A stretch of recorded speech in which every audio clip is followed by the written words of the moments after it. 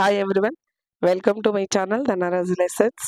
ఈరోజు మనము ఎస్జిటి వారికి సంబంధించిన TET mock test maths bits practice చేద్దాం. ఓకేనా? All the best all of you. నిజంగా ఈ పేపర్ చూసారంటే చాలా ఈజీగా ఉంది. మీకు ఇంకా ఇందులో ఏదైనా టఫ్ అనిపిస్తే దానికి రిలేటెడ్ చాప్టర్ కంప్లీట్గా నేర్చుకోవడానికి ట్రై చేయండి. ఓకేనా? ఎందుకంటే ఇదే ప్యాటర్న్లోనే వస్తుంది కదా, సో అందుకని. ఓకే, నెక్స్ట్ మనం వీడియోలోకి వెళ్ళిపోదాం. All the best all of you. First బిట్కి వెళ్ళామంటే x/7 - 2 = 5 అయిన x యొక్క వర్గమూలపు విలువ ఎంత అన్నారు. వర్గమూలం. ఓకే, వర్గమూలం కనుక్కోవాలి. ఇప్పుడు x/7 - 2 = 5. ఇక్కడ x/7 అలానే వదిలేసుకుంటాం, ఈక్వల్ టు రైట్ సైడ్ 5 అట్టే ఉంటుంది. ఈ -2 అటువైపు వెళ్తే +2 అవుతుంది. అప్పుడు x/7 = 5 + 2 ఎంత? 7. మనకి ఫస్ట్ x వాల్యూ కనుక్కుంటాం.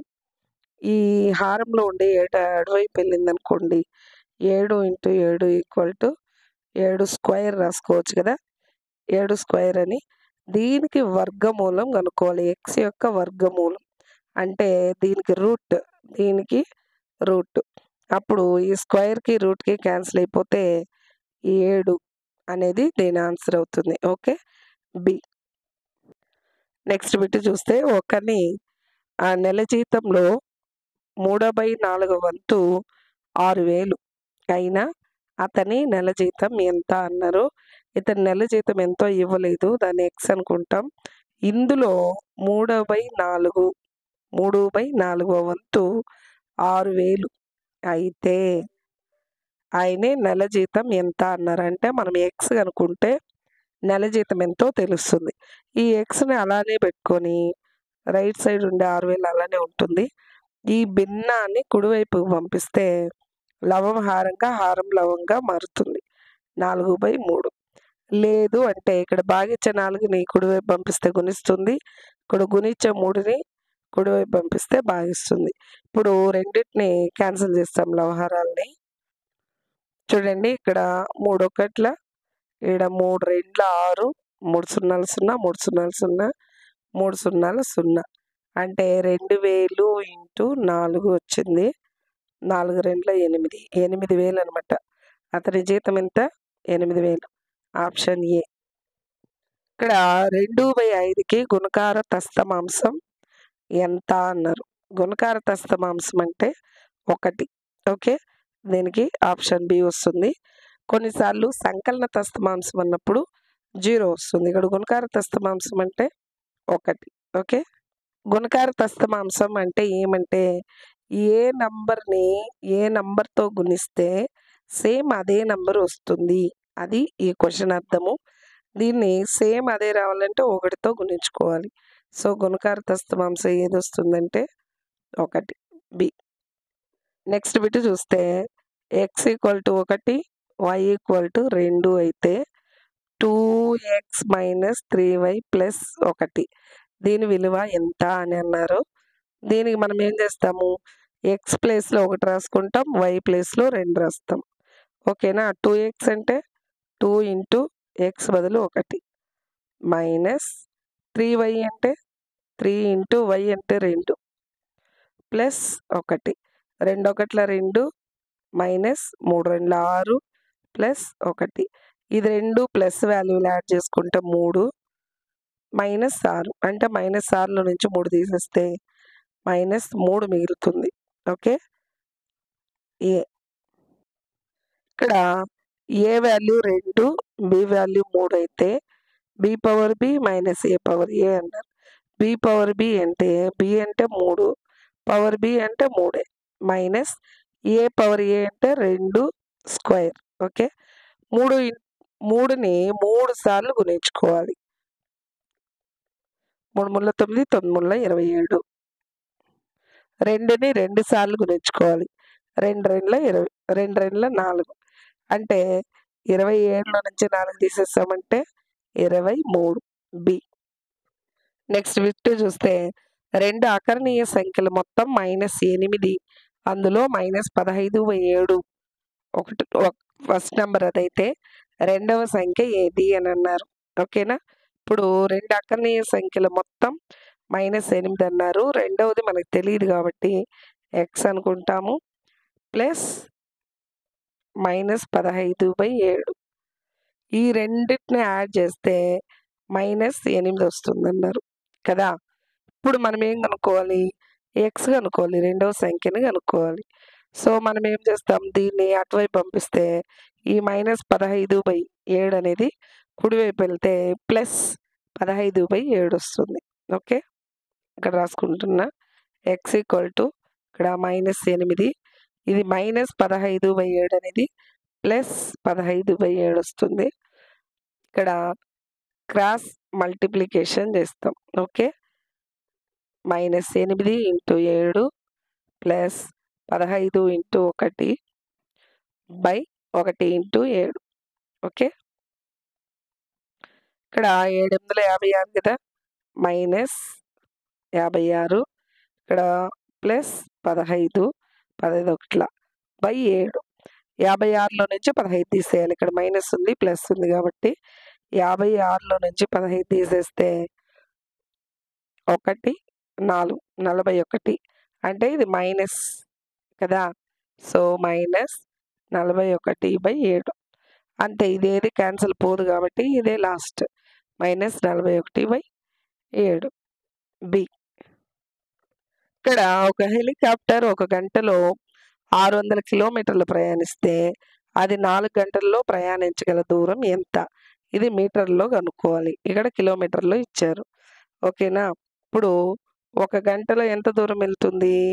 600 కిలోమీటర్లు వెళ్తుంది. 4 గంటలు అన్నప్పుడు 4 × 600 వేసుకోవాలి. ఓకే? 6 4 24 2 0 కిలోమీటర్లో ఉంది. ఇది కూడా ఉంది ఆప్షన్‌లో కన్‌ఫ్యూజ్ అయితే.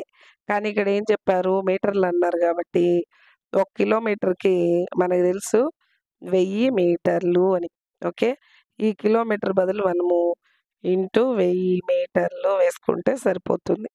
అంటే 24 ఈడొక 2 సున్నాలు 3 సున్నాలు 1 2 3 4 5 సున్నాలు అంటే 24 లక్షల మీటర్లు. ఓకే? ఇది ఎక్కడుందో చూడండి. ఆప్షన్ సిలో ఉంది. ఇలాంటి బిట్స్ వచ్చినప్పుడు కొంచెం జాగ్రత్తగా చదవాలి మీరు. కిలోమీటర్లో నుంచి మీటర్లోకి, మీటర్లో నుంచి కిలోమీటర్లు ఇలాంటివి లీటర్సు, మిల్లీ లీటర్స్ ఇలా మార్చినప్పుడు అది కొంచెం లెక్క మీరు జాగ్రత్తగా చదివితే ఆన్సర్ ఈజీగా చేయొచ్చు. ఒక అర్ధవృత్తంకు గీయగల సౌష్ఠవ రేఖల సంఖ్య. ఇది అర్ధవృత్తం ఇలా ఉందనుకోండి. వృత్తంలో సగం ఇది. దీంట్లో సగం పైదైనా కిందదైనా. దీనిలో సౌష్ఠవ రేఖల సంఖ్య అంటే ఈ మధ్యలో ఒకటిదా కట్ చేస్తాం ఈక్వల్ పార్ట్‌గా. So, 1 option D. సౌష్ఠవ రేఖ అంటే తెలుసు కదా! ఏదైనా ఒకదాన్ని 2 కట్ చేస్తే 2 ఒకేలాగా ఉండాలి. ఓకే? అలాంటి దాన్ని సౌష్ఠవ రేఖ అంటాం. ఓకే? నెక్స్ట్ బిట్ చూడండి. x² - 2 + 1/x² సమానమైంది ఏది? ఇందులో అన్నారు. ఓకేనా? ఇది a² + b² - 2ab లాగుంది కదా! చూస్తే అంటే a² - b² - 2ab అంటే a బదులు x, b బదులు 1/x వేస్తే ఇక్కడ x × 1/x క్యాన్సిల్ అయిపోతే -2 మిగులుతుంది. సో, ఇది x² - 2 + 1/x² అనేది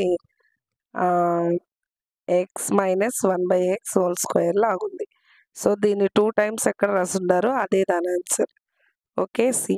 మళ్ళీ మనకు డౌట్ అయితే చూడండి. ఈ 2 గుణిస్తే x² అవుతుంది. ఈ 2 గుణిస్తే ఇక్కడ మైనస్ ఉంది కాబట్టి x 1/x క్యాన్సిల్ అయిపోయి 1 మిగులుతుంది. ఈ 2 గుణిస్తే -1 వస్తుంది. ఈ 2 గుణిస్తే మైనస్ ఇంటూ మైనస్ ప్లస్ 1/, ఇది 2 సార్లు వస్తుంది కాబట్టి x². ఇవి 2 యాడ్ చేసుకుంటే -2 కదా! x² - 2 + 1/x² వస్తుంది. ఓకే? కాబట్టి దీనికొచ్చి సి. ఇక్కడ 5:7 మరియు 2:9 బహుళ నిష్పత్తి ఎంత అన్నారు. బహుళ నిష్పత్తి అంటే పూర్వపదాల లబ్ధము, పరపదాల లబ్ధం. పూర్వపదాల లబ్ధము అంటే ఈ 2 5:2 పరపదాల లబ్ధం 7:9. 5 2 10 7 9 63. Okay, C option. Next bit చూస్తే 12,000 ఓటర్లు గల ఒక నియోజకవర్గంలో 60% మంది ఓటు వేసిన ఆ నియోజకవర్గంలోని ఓట్ల సంఖ్య ఎంత? మొత్తం 12,000 ఓట్లు ఉన్నాయి. అందులో 60% మాత్రమే ఓటేశారు. అయితే ఎంత ఓట్లు వేశారు అనేది. 60% అంటే 60/100. ఓకే, ఇప్పుడు 2 సున్నాలు 2 సున్నాలు క్యాన్సిల్ చేస్తే ఇక్కడ ఎంత వచ్చింది? 120 ఇంటూ 60 వచ్చింది.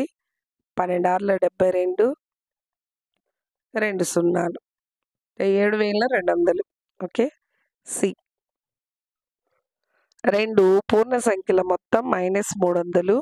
అందులో ఒకటి 60 అయినా రెండవది ఎంత అన్నారు. ఇప్పుడు 2 పూర్ణ సంఖ్యల మొత్తం అన్నారు కదా. సో ఇంకొకటి నాకు తెలియదు కాబట్టి ఎక్స్ అనుకుంటాను.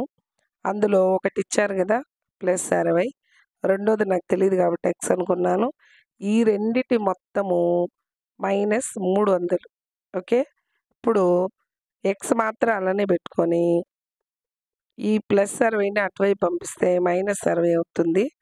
ఎక్స్ ఈక్వల్ టు -300 -60 కాబట్టి 2 మైనస్లే కాబట్టి కలుపుకొని -300 ఒక 60 ఎంత? 360.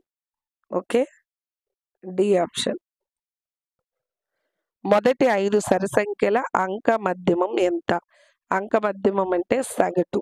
ఓకే, 5 సరి సంఖ్యలు అంటే 2 4 6 8 10 అంటే మొత్తం 1 2 3 4 5 ఉంది. 5 సరి సంఖ్యల అంక మధ్యమం అంటే ఈ మొత్తాన్ని కలుపుకొని 5తో భాగించినామంటే సగటు వస్తుంది. రాసుల మొత్తం బై రాసుల సంఖ్య కదా. ఇప్పుడు ఈ మొత్తాన్ని యాడ్ చేసుకుంటాను. బై 5తో భాగించినామంటే సగటు వస్తుంది. ఓకే, ఈ మొత్తాన్ని యాడ్ చేసుకుంటే 10 20 30. 30/5 5 1 5 6 30. డి. సమాంతర చతుర్భుజంలో వైశాల్యం 78 మీటర్ స్క్వేరు, భూమి 6 మీటర్లైన దాని ఎత్తు ఎంత? సమాంతర చతుర్భుజం ఎలా ఉంటుంది? ఇలా ఉంటుంది. దీని వైశాల్యానికి సూత్రం BH. So BH ఎంతంట?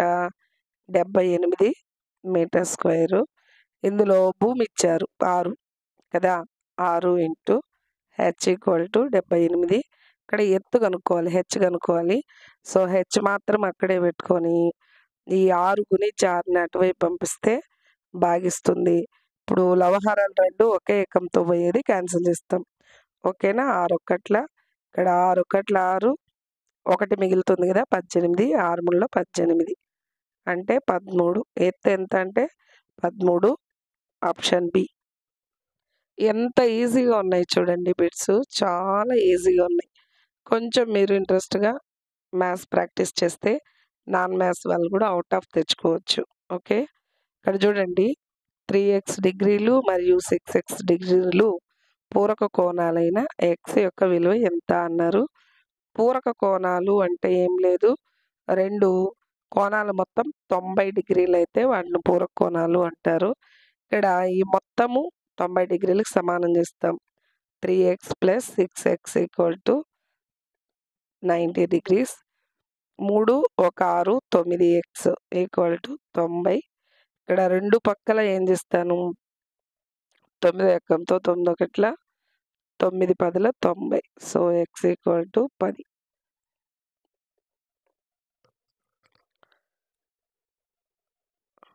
నెక్స్ట్ 12 16 20ల కసాగు ఎంత?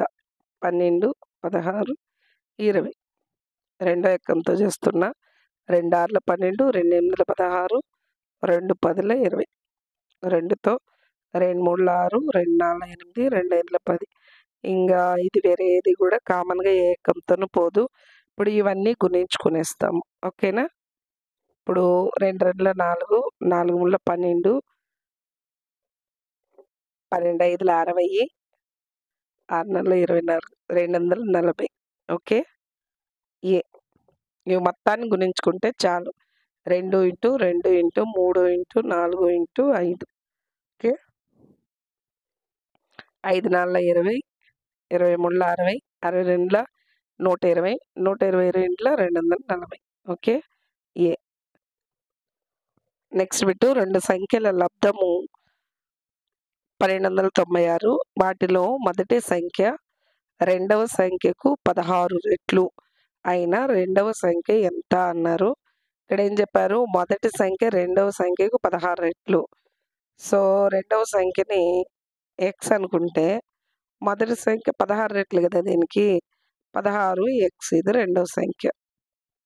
మొదటి సంఖ్య ఈ రెండిటి లబ్ధము, ఆ రెండిటి లబ్ధం ఎంత, ఈ రెండిటి లబ్ధము 1296. అయితే రెండవ సంఖ్య ఎంత అంటే ఎక్స్ ఎంత, ఎక్స్ వాల్యూ కనుక్కోవాలి. Okay. 16x into X 16x² equal to 1296. ఇప్పుడు ఈక్వల్కి రెండు వైపులా నేను ఒకే ఏకంతో క్యాన్సిల్ చేస్తా. ఇక్కడ 4 4ల 16, ఇక్కడ 4 3ల 12, 4 2ల 8, 1 మిగులుతుంది 16 కదా.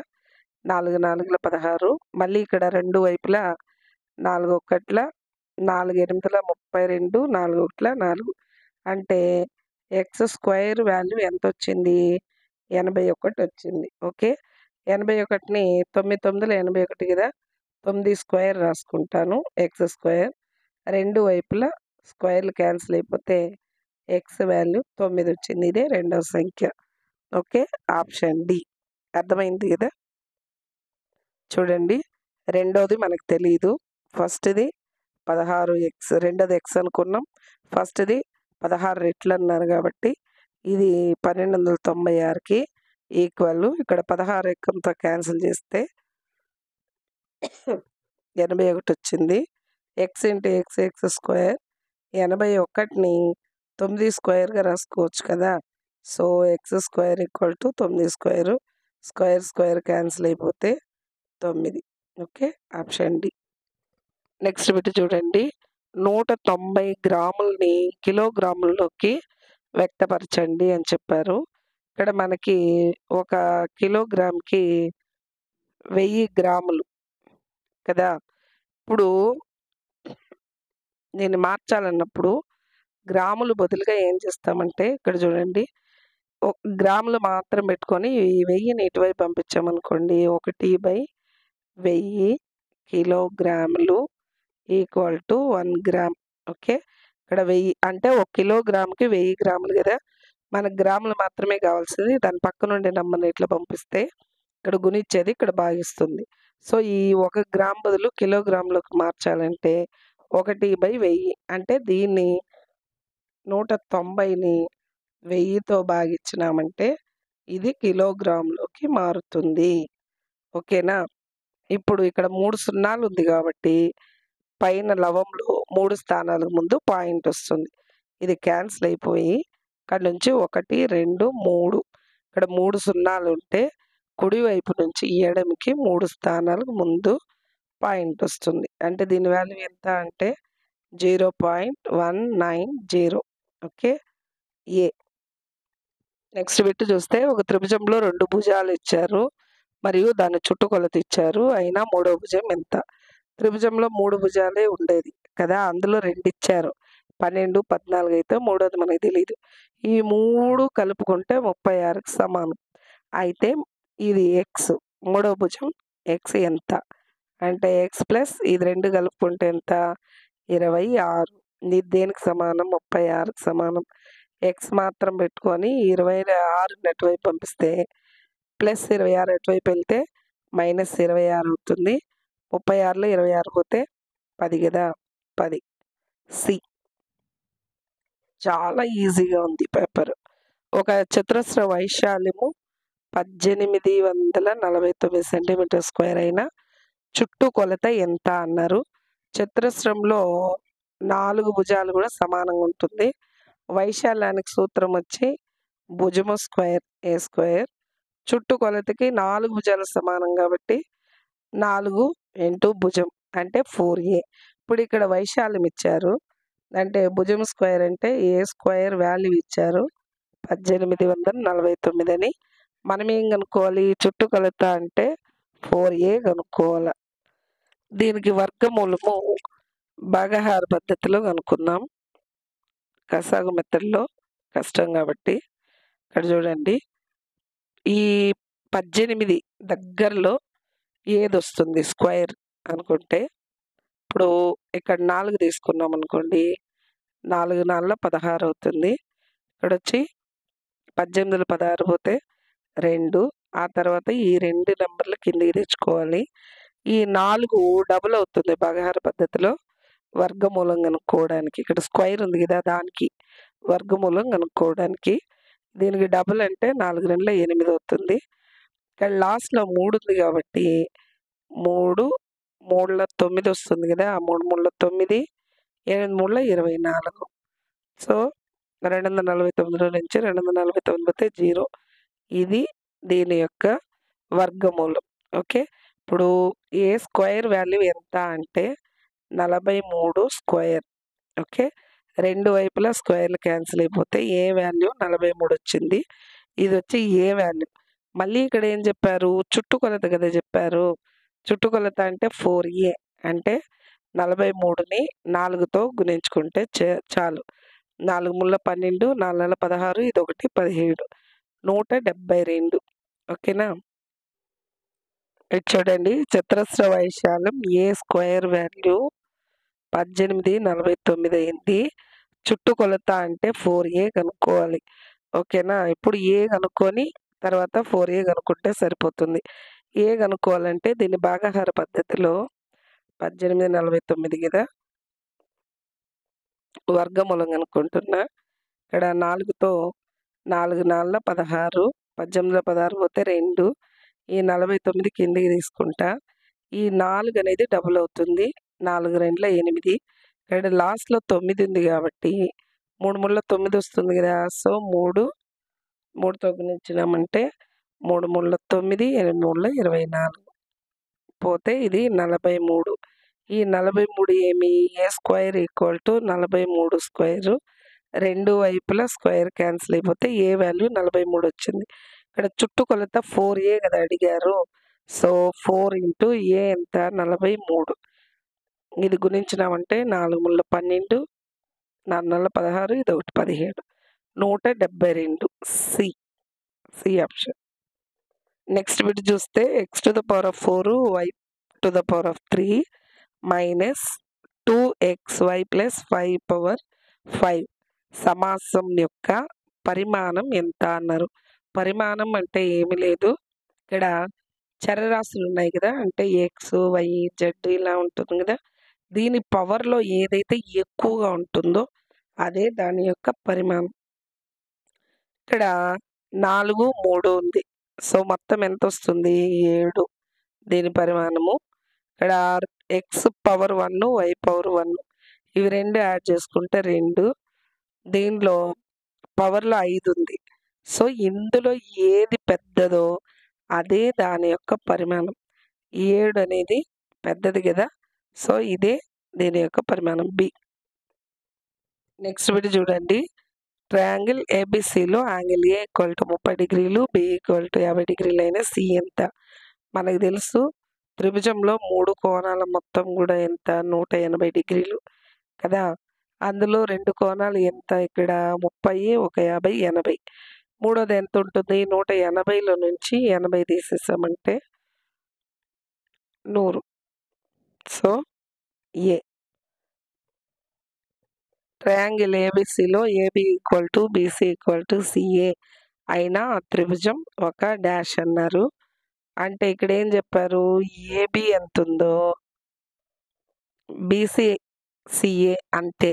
ఇప్పుడు ఇది 3 3 3 సెంటీమీటర్లు అయితే ఏమి అని. ఒకవేళ 4 4 4 లేదా 10 10 అంటే 3 భుజాలు సమానమైతే సమబాహు త్రిభుజం. Okay, option C. Last bit, ఒక ఉపాధ్యాయుడు 72 నోట్‌బుక్‌లను కొని తరగతిలో విద్యార్థులందరికీ సమానంగా పంచెను. ప్రతి విద్యార్థికి 4 నోట్‌బుక్‌లు లభించును. ఆ తరగతి మొత్తం విద్యార్థుల సంఖ్య ఎంత అన్నారు. ఉపాధ్యాయుడు తీసుకొచ్చిన నోట్‌బుక్‌లు 72. దాన్ని సమానంగా పంచడం అంటే భాగించడం. ఈక్వల్‌గా భాగిస్తాం కదా! సో, ఒక్కొక్కరికి 4 వచ్చింది కాబట్టి ఎంతమంది పిల్లలు అన్నప్పుడు 4తో భాగిస్తే సరిపోతుంది. ఓకే. న లవహారాలు రెండిటిని ఒకే ఏకంతో క్యాన్సిల్ చేస్తే ఇక్కడ 4 ఒకట్ల 4, ఇక్కడ 4 ఒకట్ల 4 పోతే 3, 2 ఉంటుంది. 4 8ల 32 కదా! సో, 18 మంది విద్యార్థులు అని. ఓకే. మీకు ఈ వీడియో నచ్చుంటే లైక్ చేయండి, షేర్ చేయండి, సబ్స్క్రైబ్ చేయండి. సబ్స్క్రైబ్ చేసుకొని చూస్తేనే బావుంటుంది. Okay. All the best all of you. Bye.